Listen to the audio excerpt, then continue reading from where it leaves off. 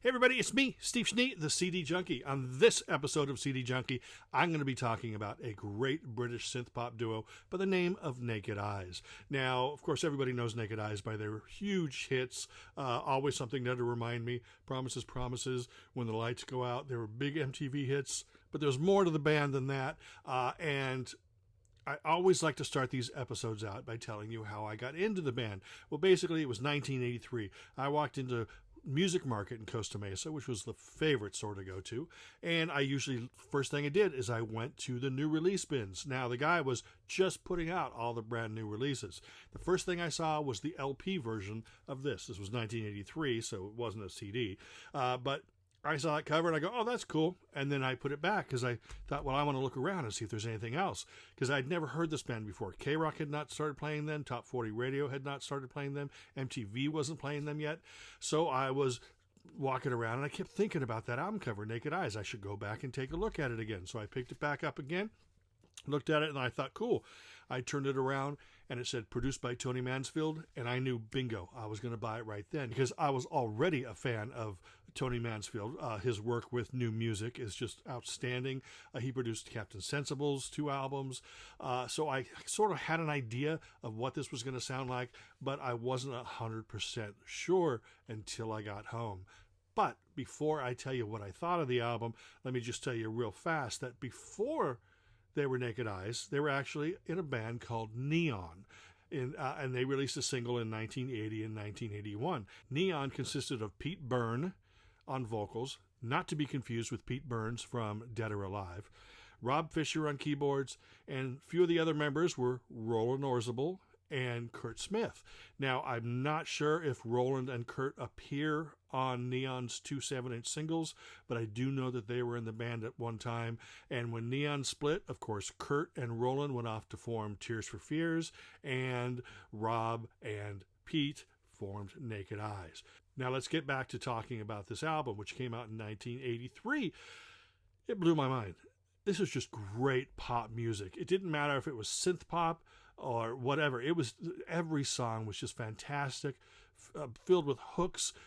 Pete Burns had this wonderful, I don't want to say everyman voice, but his voice was something that was this wonderful, great instrument that had passion and emotion in it, but it also had humor. He was able to connect with the listener through every song. Now, Pete and Rob together, they were just normal guys. You know, they weren't these flashy outfits. They weren't wearing these weird vertical crazy hairstyles or all this goofy makeup and stuff. They were just 2 normal guys playing pop music, and that is what they look like right there. That's Naked Eyes.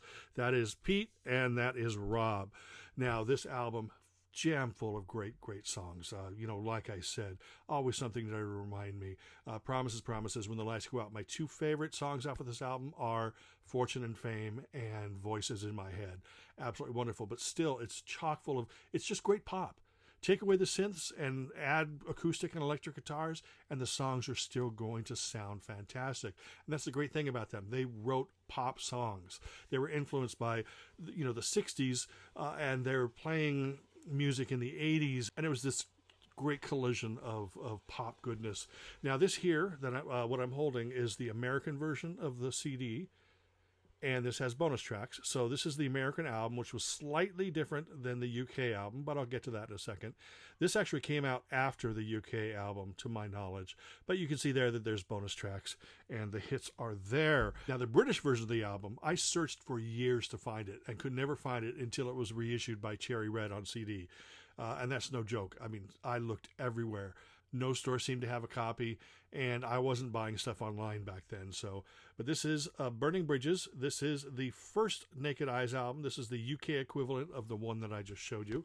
Pretty much the same songs, maybe in different order, and pretty much the same bonus tracks as well. This is on Cherry Red. I couldn't choose between the 2 because this one has more memories, with this cover, and this one, of course, was one that I yearned to find for years. So I love them both equally, like they are my children. Now, in 1984, out comes their second album, Fuel for the Fire, another great collection of songs. Sadly, this was not as big of a hit as the first album, although the songs are equal. I mean, most of it's produced by Tony Mansfield again. There's a couple songs produced by Arthur Baker, What in the Name of Love and Sacrifice, which are two fantastic songs. But the rest, like Flying Solo, Me, I See in You, and again, more bonus tracks there. This is absolutely worth every bit of money you can invest in it. Naked Eyes, fantastic pop duo. It's really what it is. I'm going to call them a synth pop duo because that's what people know them as, but really it's just great songs. And then nothing. The band split and I was heartbroken. But Rob Fisher did turn up in another duo called Climby Fisher. They did have some UK hits and maybe received more attention than Naked Eyes. Now, sadly, Rob Fisher passed away, I believe, in about 1999 or so. And that was a terrible thing for, of course, his family and his bandmates and the rest of the world because he was truly a talented gentleman. 2 years later, Pete Byrne released his first solo album called The Real Illusion. He experiments with a lot of different rhythms, like you'll hear some of that Manchester-type rhythm on one song, and you'll hear maybe something more dancey on another. Now, the cool thing about this album is Pete and Rob Fisher were able to come together at some point, and there is a song on this album that is essentially a Naked Eyes song. It's a song called The Last to Know, and it's written by Pete and Rob and performed by Pete and Rob. So if you are a hardcore Naked Eyes fan, you are going to find something on that. Now, of course, Pete took him a few years, but then he eventually started touring as Naked Eyes, of course, doing the hits and I believe sneaking some new material into the sets and stuff. But he didn't really release anything new until 2007 when a new Naked Eyes album came out. This is called Fumbling with the Covers, and what it is a covers album on acoustic guitar. So if you're expecting synth pop, you're not going to get it. But he sort of rearranges a couple Naked Eyes songs, and he does covers of Elton John, the Beatles, Elvis Costello, and it's a really fun record. Maybe not what a synth pop loving Naked Eyes fan was expecting, but like I said before, these guys and their songs work great on keyboards, but they're written so that they can be arranged for guitar. And this is proof, because like I said, there's 3 songs on this album that were Naked Eyes songs. Now, great news is it's 2021, and from what I understand, we're just weeks or months away from a brand new Naked Eyes album. I believe it is going to be an electronic album, and it's going to sound like a modern version of Naked Eyes. Now, before I go, there's 2 compilations I want to show you. There's been plenty of Naked Eyes compilations out there.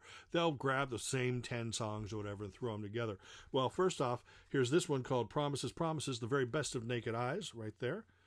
This is probably the best single disc one that you're going to find because it's got tracks from both albums and I believe a few rarities and stuff.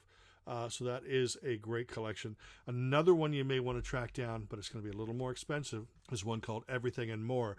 And essentially this sort of takes a lot of stuff that wasn't on other compilations, like extended mixes, a few B-sides and stuff. Now, most of the extended mixes and B-sides and stuff have eventually came out on these remasters. But remember when I told you at the very beginning that they were in a band called Neon, and I wasn't sure if Roland Orzabal and Kurt Smith were on these recordings? Well, there are 4 songs from Neon, and I still can't tell if Roland and Kurt are on there. I don't think they are, but that's really up to you to decide when you hear them. But they are the last 4 songs there by Neon, and it's really, really fun to listen to, because in my mind, it's just 4 Naked Eyes recordings I'd never heard before until I got the CD. So anyway, that's it. I just wanted to share my love and passion for this band. They were unafraid to just be normal guys making great pop music. Maybe what I should say is they were ordinary guys making extraordinary music. Now, I hope you go back and give them another chance, or maybe pull them out of your collection and play them again, because they are truly just a great pop band. Now, I can only hope when the new album comes out that I might be able to get an interview with Pete Byrne and find out the truth about those Neon songs and then the background of the Naked Eyes albums and stuff.